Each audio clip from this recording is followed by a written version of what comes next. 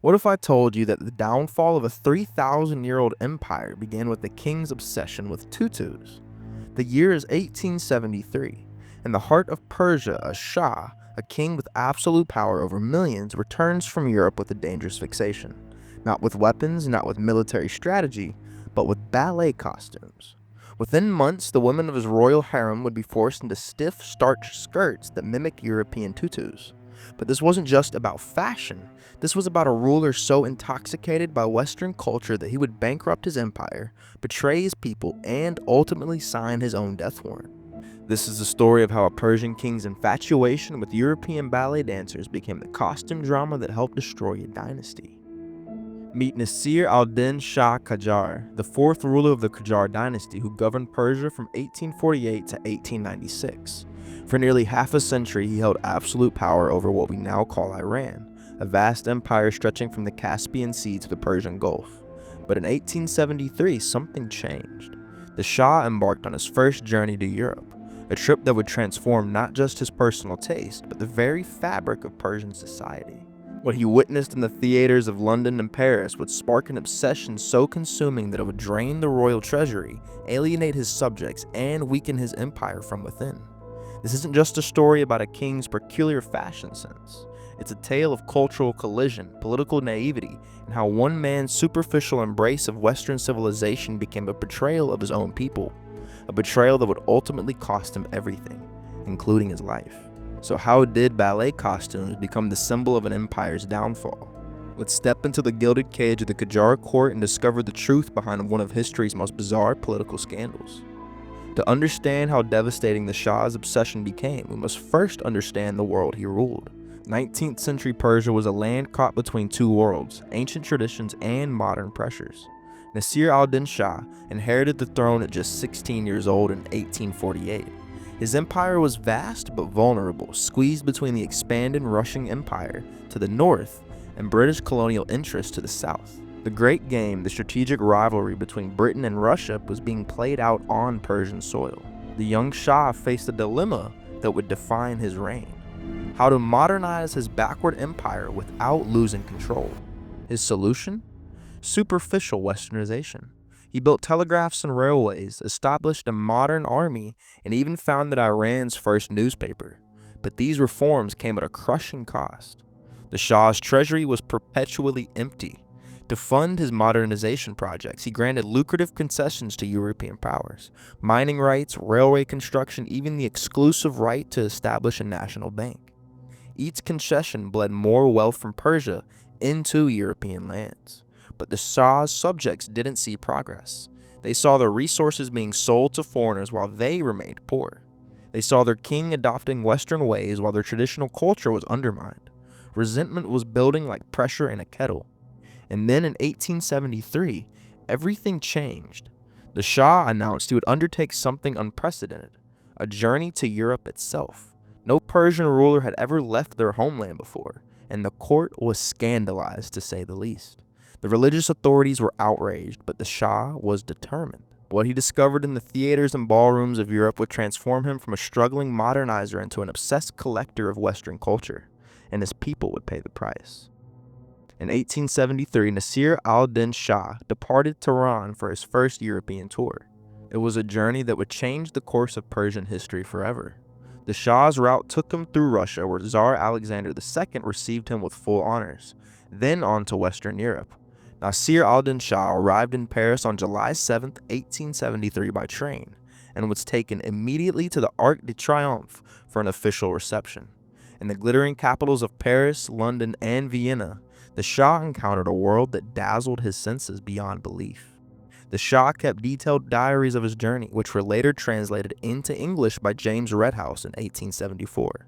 His writings reveal a man fascinated by European luxury and technology. He marveled at the gas lighting, the magnificent architecture, the sophisticated court ceremonies, but nothing could compare to the European theater. Night after night after night, the Shah attended performances at the Paris Opera, London's Royal Opera House, and Vienna's Burg Theater. He watched plays, operas, and most significantly, ballet. The Shah attended ballet performances during his European tour, and was particularly fascinated by the dancers' costumes. Historical accounts suggest he was especially impressed by the Russian ballerinas. The ballet costumes, tutus with their short bell-shaped skirts, were unlike anything in Persian fashion. The ballet costumes particularly fascinated him. They were stiff, structured, and revealed the dancer's legs in a way that was both shocking and mesmerizing to the Persian monarch. But the Shah's fascination went beyond mere aesthetic appreciation. In his diary, he wrote, "The grace and beauty of these European women, their freedom of movement, their elegant attire, this is what civilization looks like." The Shah began to see European culture not just as different, but as superior. The ballet costumes became in his mind symbols of European sophistication and modernity. If his empire was to truly become civilized, shouldn't Persian women dress like European ones? The Shah purchased numerous ballet costumes during his European tour.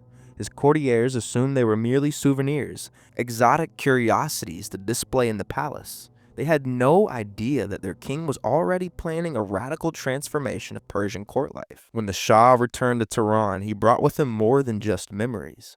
According to historical accounts, he had become so enchanted with classical ballet that he decided to dress the women in his harem in short-skirted ballet costumes, called, excuse my pronunciation, shalite in Persian.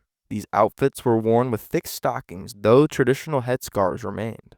The transformation began almost immediately. Within weeks of his return, the Shah issued a decree that would shock Persian society to its core. The women of the royal harem, his wives, concubines, and female courtiers, were ordered to abandon their traditional Persian attire. Instead, they would now dress in European-style clothing, specifically designed to mimic the ballet costumes that had so captivated the Shah in Europe. The new uniform was bizarre. Short, stiffly starched skirts that resembled tutus worn with thick stockings. The skirts were made from expensive imported fabrics and required constant maintenance to keep their rigid bell-like shape. But this wasn't just about fashion. This was about power, control, and a king's dangerous delusion that Western appearances could transform Eastern realities. The reaction was immediate and explosive, to say the least. The harem women, accustomed to flowing robes and modest coverings, found the new costumes humiliating and uncomfortable. The short skirts revealed their legs in a way that violated every principle of Persian modesty. Palace accounts from the period describe scenes of women crying as they were forced into the starched skirts. Some refused to actually even leave their chambers. Others begged to be allowed to return to their traditional dress. But the Shah was unmoved. But the costume mandate was just the beginning. The Shah's European obsession now consumed vast resources. He ordered the construction of European-style theaters in Tehran, complete with stages suitable for ballet performances. He imported European furniture, European artwork, European everything. The costs were staggering. The royal treasury, already strained by the Shah's modernization projects, was now being drained by his cultural fantasies. Each imported costume, each European artifact, each construction project pushed the empire deeper and deeper into debt. And to fund his obsession, the Shah granted even more lucrative concessions to the European powers. British companies gained control of Persia's tobacco industry. Russian firms dominated the mining sector. European banks controlled Persian finance. The Persian people watched in horror as their king sold their nation's wealth and sovereignty to foreigners, all to fund his bizarre cultural experiments. The ballet costume mandate became a symbol of everything wrong with their ruler. His disconnect from Persian values, his subservience to Western culture, his willingness to humiliate even his own family for the sake of European approval. But the Shah was blind to the growing anger of his people. Intoxicated by his European memories, he continued to believe that Western appearance could somehow transform Eastern reality. But he was about to learn how wrong he really was. You see, the backlash began in the royal court itself.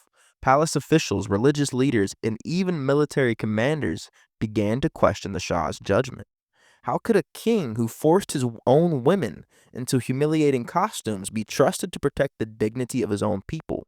The religious establishment was particularly outraged. The ballet costume mandate violated Islamic principles of modesty and represented a dangerous embrace of Western decadence. Influential clerics began to preach against the Shah's corruption by foreign influences. But the real crisis came in 1890, when the Shah's financial desperation reached a breaking point. To fund his continued Western obsessions and modernization projects, he granted the most devastating concession yet, the tobacco concession of 1890. This agreement gave a British company a 50-year monopoly on the purchase, sale, and processing of all tobacco in Persia. And tobacco was deeply, deeply, deeply embedded in Persian culture. It was consumed by people of all classes and was a significant part of the economy. And the reaction was swift and furious. The tobacco boycott of 1891 to 1892 saw Persians across the empire refuse to buy or smoke tobacco. The movement was led by religious authorities, particularly Grand Ayatollah Mirza Shirazi, who in December 1891 issued a fatwa calling on all Iranians to boycott tobacco. Even the Shah's own wives refused to smoke, creating a powerful symbol of resistance. The boycott was so successful that the British company lost millions. The Shah was forced to cancel the concession and pay massive compensation to the British firm, and the royal treasury was pushed to the brink of bankruptcy. The ballet costume mandate, once a symbol of the Shah's European sophistication, now became a symbol of his own weakness and foreign subservience. Persian women forced to wear these humiliating uniforms while their king sold their nation's resources to foreigners. The Shah's obsession with European culture had achieved the opposite of what he intended. Instead of modernizing Persia, it had weakened it. Instead of gaining respect, it had earned him contempt. And instead of strengthening his rule, it had made him the #1 target. Revolutionary groups began to form, united by their hatred of the Shah's pro-Western policies. The constitutional revolution was brewing, and the ballet costume mandate had become one of its most powerful symbols. The Shah's own security forces began to warn him of assassination plots, but he remained in power until May 1st, 1896, exactly 23 years after his first European journey, when Nasir al-Din Shah was assassinated while visiting the shrine of Shah Abdul Azim near Tehran. His killer was Mirza Reza Kermani, a follower of the pan-Islamic activist Jamal al-Din al-Afghani. The man who had tried to transform Persia by forcing ballet costumes on his women had been destroyed by the very forces his cultural betrayal had unleashed. The death of Nasir al-Din Shah marked the end of an era, but the damage was already done. His son and successor immediately abolished the ballet costume mandate, but the political and economic crises created by the Shah's European obsession would plague Persia for decades. The constitutional revolution of 1905 to 1911 would eventually limit the power of the Persian monarchy. The Qajar dynasty, weakened by decades of financial mismanagement and cultural betrayal, would finally fall in 1925. The ballet costume mandate had been just one symptom of a deeper disease, a ruler's dangerous delusion that Western appearances could solve Eastern problems. But perhaps the most tragic aspect of this story is how preventable it all really was. The Shah's genuine desire to modernize his empire was admirable. Persia did really need reform, infrastructure, and economic development. But instead of building on Persian strengths and adapting Western techniques to Persian needs, he chose the path of cultural betrayal. The ballet costume mandate stands as the perfect symbol of this failure. It was expensive, humiliating, and completely and utterly useless, a perfect metaphor for the Shah's entire approach to modernization. He had confused the superficial trappings of Western civilization with its substantial achievements. History is full of rulers who fell in love with foreign cultures, but few have paid such a high price for their obsessions. Nasir al-Din Shah's infatuation with European ballet didn't just cost him his throne, it cost him his life and helped destroy his empire. The lesson is clear. True modernization must come from within, building on a nation's own strengths and values. When leaders abandon their people's culture in favor of foreign fashions, they don't just lose their legitimacy, they lose their right to rule and to lead. But what do you think? Was the Shah's obsession with European culture a genuine attempt at modernization, or was it simply the self-indulgent fantasy of a disconnected ruler? Could Persia have modernized without abandoning its cultural identity? Let me know your thoughts in the comments below. If you found this dive into the bizarre intersection of fashion and politics fascinating, be sure to like this video, subscribe to Crimes of the Crown, and ring the notification bell so you don't miss our next investigation into the hidden scandals of royal history. Next time, we'll explore another tale of royal obsession gone wrong. Until then, remember, sometimes the most dangerous enemies of an empire aren't enemies or assassins, they're the delusions of their own rulers. Something a lot of us can relate to today.